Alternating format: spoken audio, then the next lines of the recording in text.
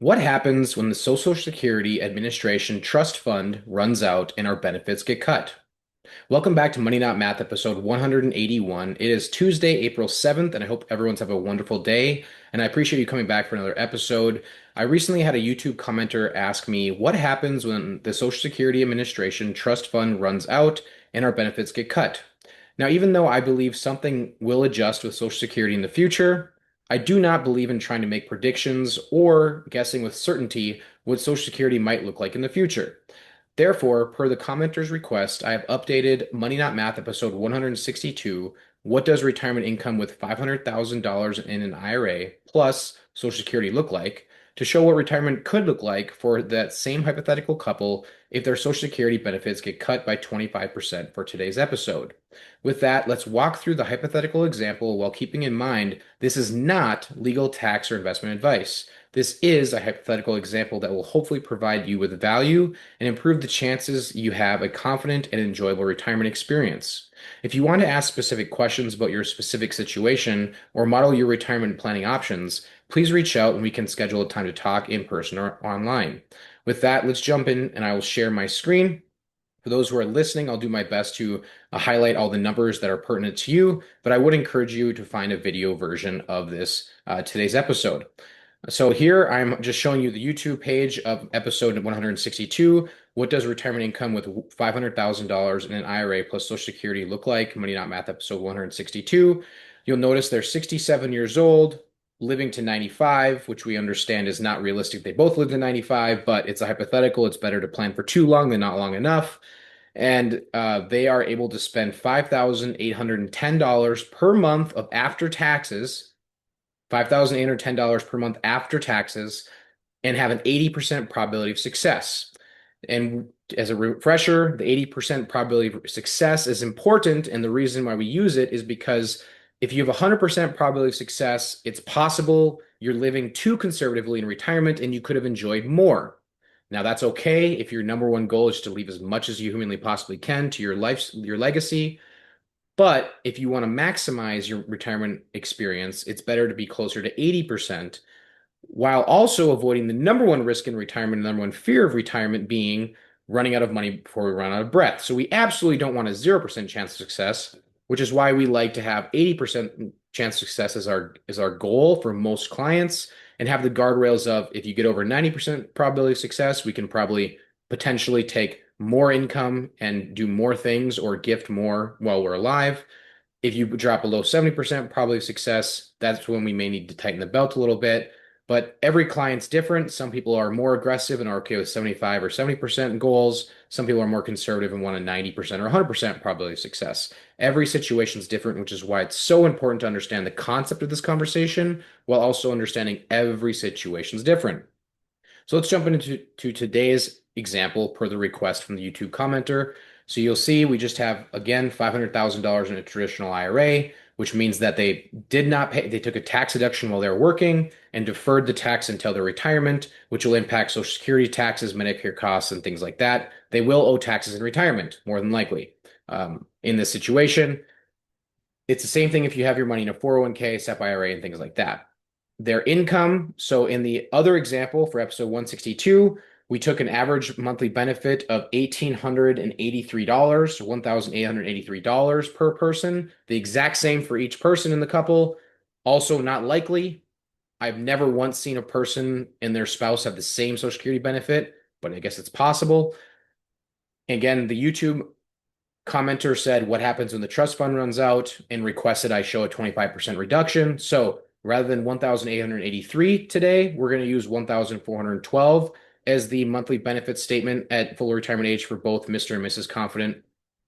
And other than that, to get to our 80% probability of success, we are going to be able to, instead of spending $5,810 per month after taxes, like we showed in episode 162, this couple could spend $4,740 per month of after-tax income, assuming no additional planning. Okay, so that's just the short and quick of it. If they don't do any additional planning, they just leave everything kind of default, 60-40 portfolio, take their Social Security at age 67, Don't do any additional tax strategy planning, and just stick with the retirement spending strategy of inflation adjusted, which means they start year one with a 4% distribution or whatever it takes to hit this goal. And then each year, no matter what happens, adjust for inflation.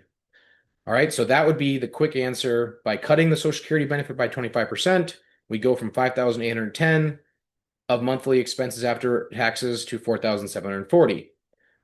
Now, what we do and what I would encourage you to do is look deeper than that, okay? Because there's a lot of things we can do when it comes to your retirement planning with the same money, the same amount of dollars, and just simply adjust your strategizing to significantly enhance your planning. All right, so the first thing we can look at is how are your assets allocated? In this hypothetical example, I use a 60-40 portfolio, 60% stocks, 40% bonds, just because that's probably the most easily accessible or most commonly talked about portfolio that many people have heard of. Now, if you're like some and you listen to the news a ton and you're just super concerned about market volatility, we could use a preservation portfolio, which might have 10 to 20% stocks and 80 to 90% bonds. Fixed income and bonds are less volatile, less stress about market movement. So we have less concern short term for market volatility. The problem with this portfolio, as you'll see here, is it lowers your probability of success from 80% to 36%. It lowers your median ending portfolio from 458,000 to zero. And the reason for that is because of inflation, right? If you're using inflation adjusted spending strategy, so each year you're increasing your income to adjust for inflation, but your portfolio is allocated in such a way that it doesn't keep up with inflation, you're more likely to deplete your assets and run out of money. Now, on the flip side, if you go with a most aggressive portfolio, so 90% equity or 100% equity, and 0% fixed income in bonds or 10% fixed income in bonds, this is going to do a much better job fighting inflation, but you're going to have a lot more movement when the market moves. So you have to be able to turn off the noise and ignore the emotion that comes with market volatility. And you'll see here, by using a most aggressive asset allocation, your probability of success goes from 80% to 86%. Your median ending portfolio almost doubles from 458,000 to 909,000. That's a big difference. But can you mentally and emotionally accept the volatility that comes with that? All right, so that's one thing we can look at is asset allocation. I'm going to put this back to current allocation, which is 60-40, just to make sure we're looking at each variable separately. The second thing we can look at is Social Security optimization. Now, you have to understand there is no golden rule that applies to everyone. Some people I've seen out there incorrectly say everyone should take it at age 62 as soon as you can because you never know how long you're going to live. On the flip side, other extreme, some people say you should always wait till age 70 to maximize your benefit.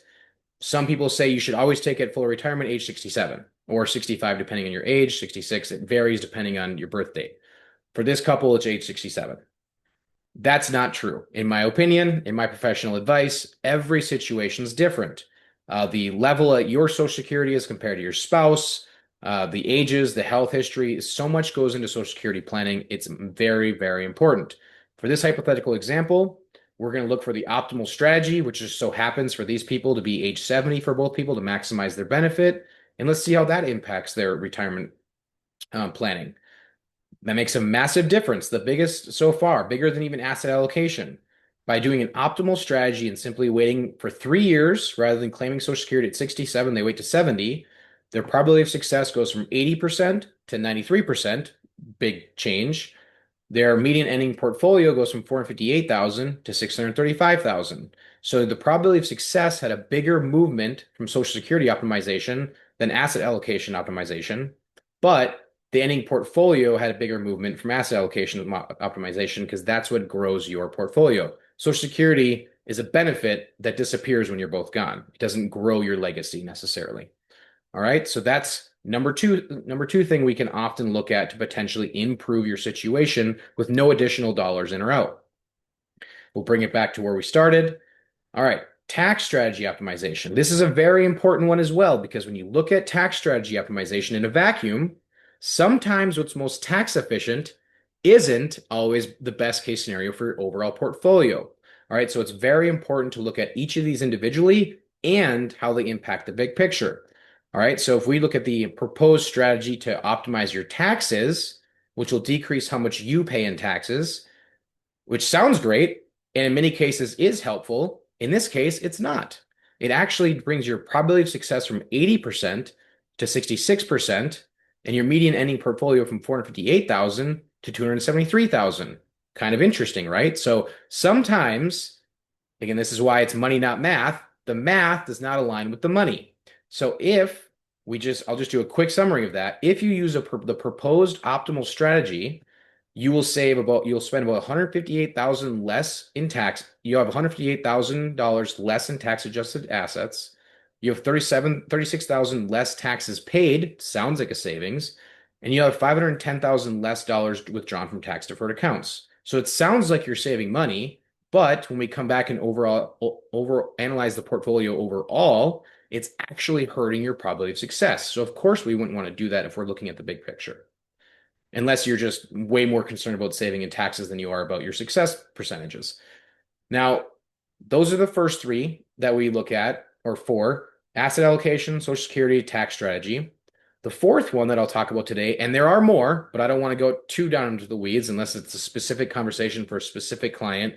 There's inheritance planning, there's long-term care planning, and there's so many other things that can go into this. There's land sales, there's business sales, there's a lot that can go into retirement planning, but generally speaking, these four apply to pretty much everyone, is your retirement spending strategy, right? So the most common that I see in other people that aren't my clients or that you read about is called inflation adjusted. So this is just where you, let's say, take a 4% distribution rate year one, and each year you adjust for inflation. Inflation's 3%, you increase your income by 3%. Inflation's 8%, you increase your income by 8%.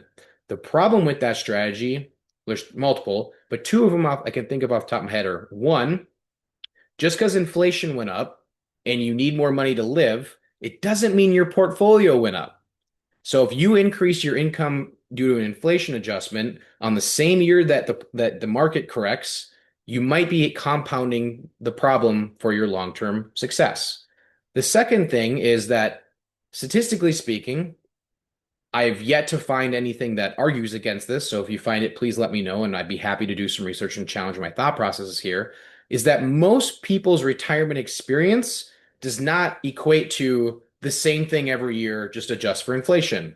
Most people aren't living in retirement at 67 the same way they live at 77 or the same way they live at 87. Typically, our lifestyle slows down, our lifestyle spending slows down as we age, but at the end or nearing the end, our medical expenses skyrocket. Okay, so that is why most of my clients, we like to use retirement spending smile income strategy with the guardrails of the probability of success. So it's a hybrid strategy that we like to use with our clients because we understand historically, statistically, on average, most people, as I alluded to, early years retirement, they do the most traveling. They want to see their grandkids. They want to do things they've been dreaming about for 30, 40 years while they worked.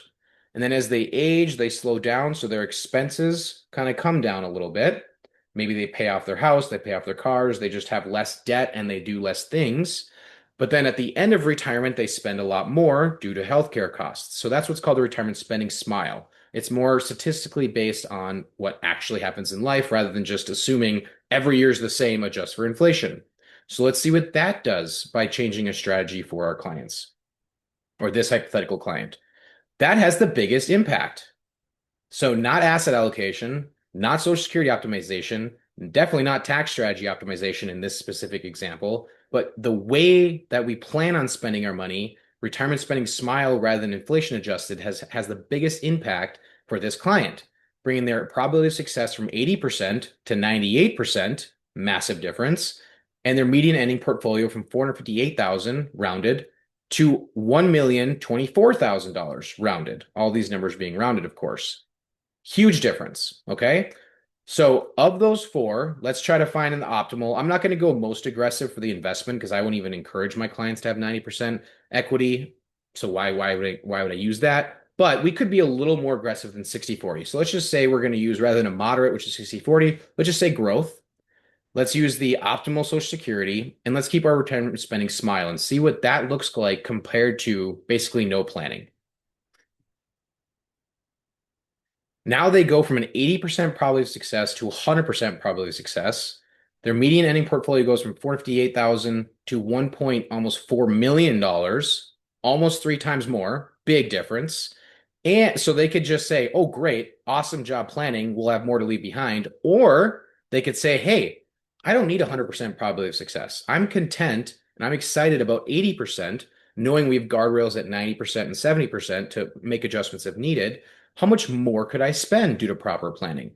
Let's find out. I did not find this number ahead of time, so bear with me as we work through this together. Let's see if we can spend 5,500. We can. How about 5,600? We still can. 5,620. All right. It's 5,630. All right. So by not optimizing asset allocation necessarily, because we didn't go most aggressive, but by increasing our asset allocation from 60% equities to 70, by optimizing our Social Security, and by adjusting our retirement spending from inflation adjusted to retirement spending smile, we have been able to take this hypothetical couple from spending $4,740 per month after taxes to $5,630 per month after taxes, almost $1,000 more per month after taxes they can spend from the same amount of savings by simply diving in, working with someone they trust to build out their optimal plan.